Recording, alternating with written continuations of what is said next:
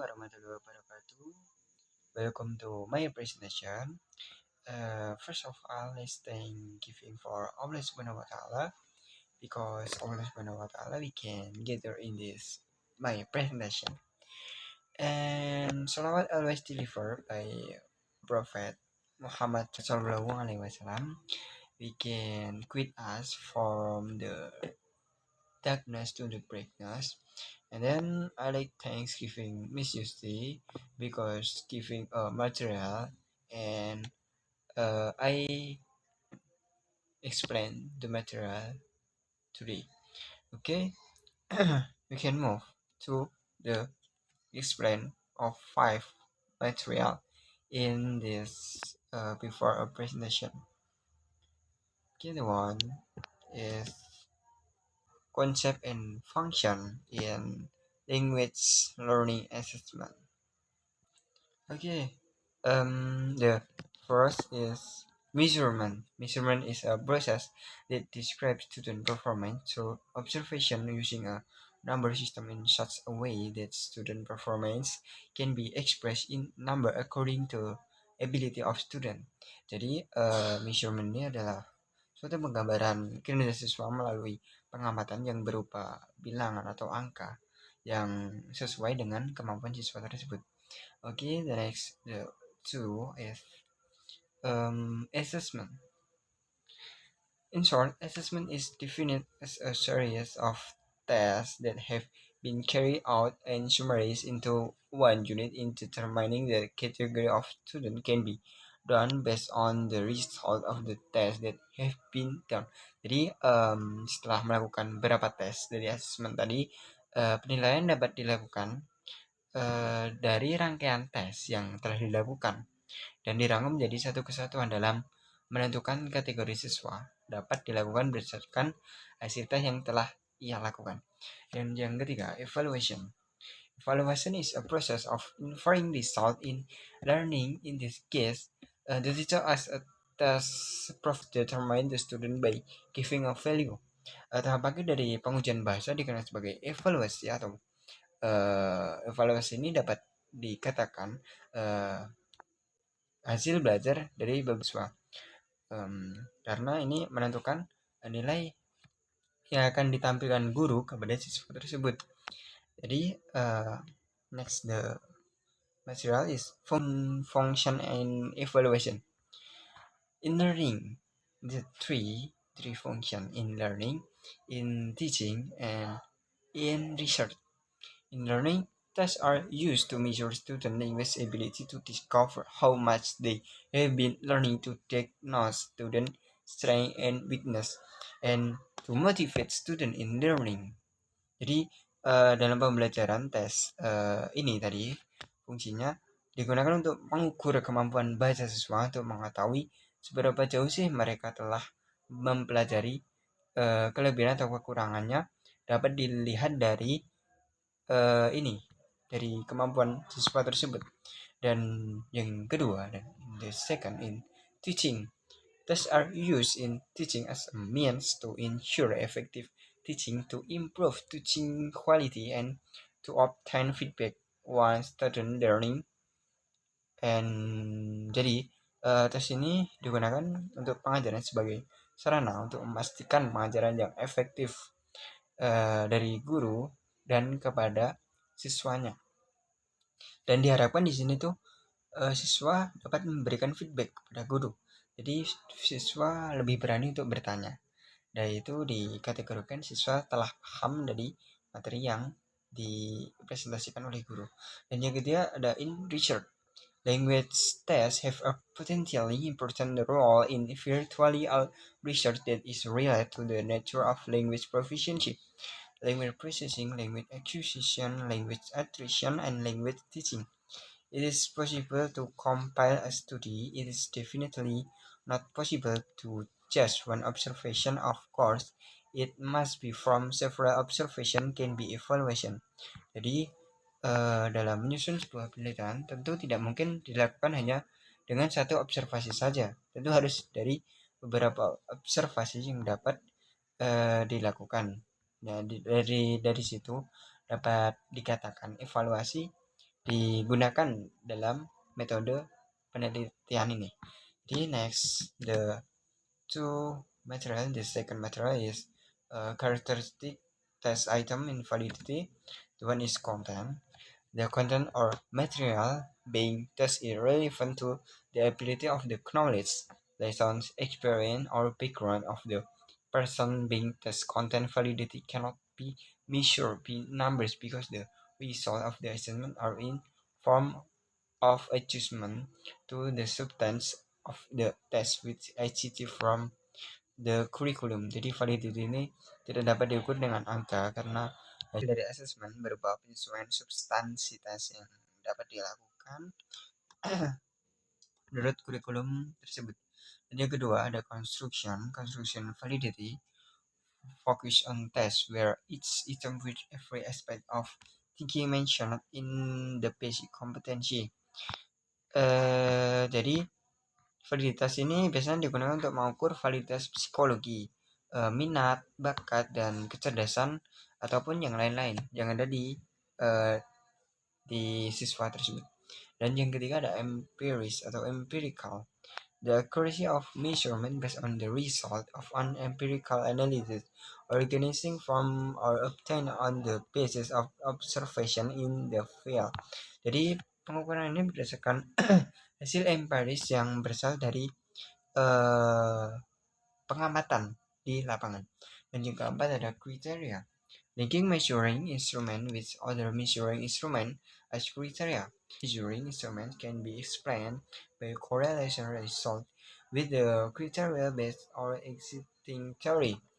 Jadi kriteria di sini dapat dikatakan dengan alat ukur yang dijelaskan dengan hasil korelasi dari kriteria berdasarkan teori yang ada.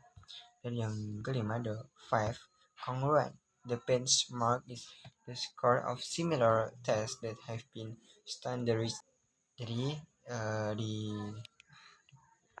di sini tolak ukurnya ini adalah skor tes yang berupa yang serupa yang telah distandarkan atau di normalisasikan itu. Untuk contohnya ada by correlating the result of a new intelligence test which will be validated with a standardized intelligence test score and the stake predictive. The relationship between the test score obtained by the test takes with conditions that will occur in the future. Characteristic test item in validity. Okay, next we can to description test. Description test adalah I explain to bahasa Indonesia. Tes itu sebagai alat penilaian adalah pertanyaan yang diberikan kepada siswa untuk mendapatkan jawaban dari siswa dalam bentuk lisan atau oral test dalam bentuk tertulis bisa atau dalam bentuk perbuatan atau action. Dan dari description test ini ada dua variasi, itu objective test dari objektif dan subjective test. Objective test di sini dapat dikatakan namely tests that are carried out objectively or based on actual condition. Jadi objektif test di sini situasi aktual tanpa wujud dipengaruhi oleh opini atau pandangan pribadi, sehingga dari sini dapat diperoleh tes yang objektif. Tes yang bersifat objektif berdasarkan kondisi yang sebenarnya. Dan ada tipe-tipe objektif, yaitu true false test, multiple choice test, and matching test, and completion test. Jadi ada 4 type test is carried out subjective or the answer are based on the view of student in the form of description. Jadi tes ini dilakukan secara subjektif.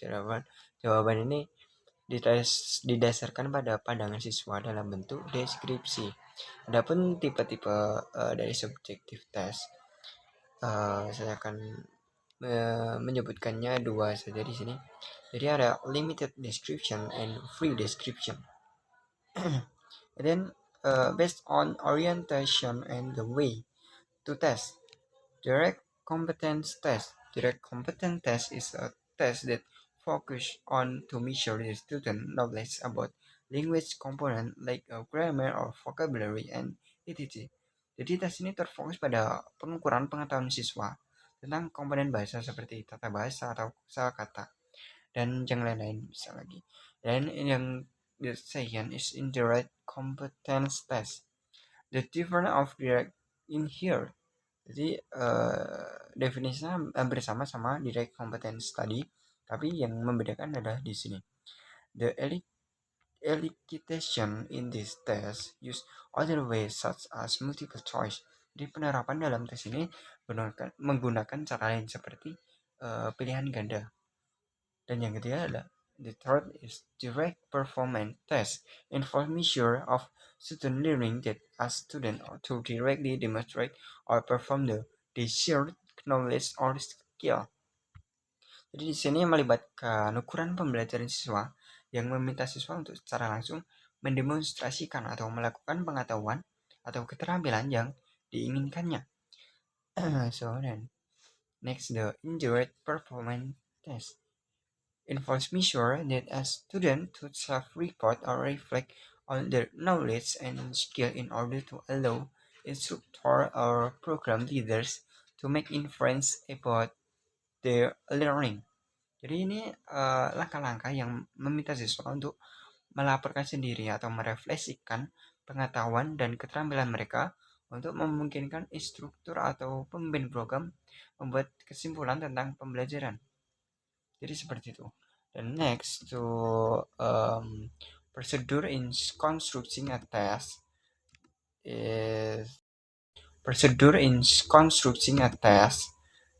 is necessary to pay attention to the type of learning outcome or the level of thinking ability which will be measured or assessed. So we have four procedure in constructing a test. It is planning test, and the second is preparing for test, and the third is try the test, the fourth and evaluating test. So we can explain the planning test. Planning test ini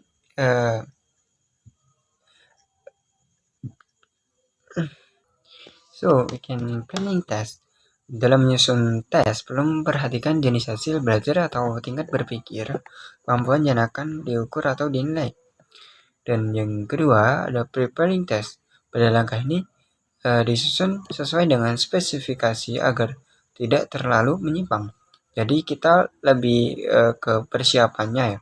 Dan yang ketiga ada try the test. Setelah tes disiapkan, langkah selanjutnya adalah mencoba tes dengan melewati validitas tes. Validitas ini harus mengacu pada sejauh mana tes mencerminkan kurikulum. Jadi pada ini yang ketiga try to test ini adalah percobaan. Jadi sebelum dieksekusi atau dikasihkan ke siswa, ada tahap percobaan dahulu agar kita dapat mengira atau memperkirakan ini cocok enggak sih untuk siswa tersebut atau ini relate gak sih sama kurikulum yang ada di sekolah ini. Dan yang keempat ada evaluating test. Evaluasi ini diperlukan untuk menentukan kualitas tes dan kualitas tanggapan dari siswa. Dan untuk evaluasi di sini seperti tadi, seperti yang saya jelaskan di awal, evaluasi ini tahap akhir yang dapat meminimalisir kesalahan-kesalahan yang sebelumnya pernah dilakukan oleh setiap guru atau mungkin juga siswanya. Jadi di sini dapat dinamakan revisi juga. Dan okay, the last of material is Bloom taxonomy. Bloom taxonomy is a level that is used as a teacher's guide in compiling question or to achieve learning objective. Jadi Bloom taxonomy di sini adalah tingkatan yang digunakan sebagai pedoman guru dalam menyusun pertanyaan untuk mencapai tujuan pembelajaran. Di sini ada dua tipe, yaitu HOTS and LOTS. Yang HOTS ini siswa harus mampu menghasilkan esai, teori, klasifikasi, proposal, atau karya ilmiah. Jadi siswa itu harus bisa menjelaskan struktur pola pada memberikan solusi yang dibutuhkan, mampu menilai pembelajaran berdasarkan norma-norma internal, mampu mendeskripsikan dan mengkritisi suatu struktur. Dan yang LOTS ini, siswa diharapkan mampu memecahkan masalah dengan menggunakan metode yang mampu menjelaskan konsep dan prinsip, dapat mengingat fakta atau opini. Jadi di sini tadi dalam HOTS itu lebih ke arah yang detailnya, dan LOTS ini lingkup kecilnya. Jadi we have come to the end of presentation. Thank you for your attention, guys, and assalamualaikum warahmatullahi wabarakatuh.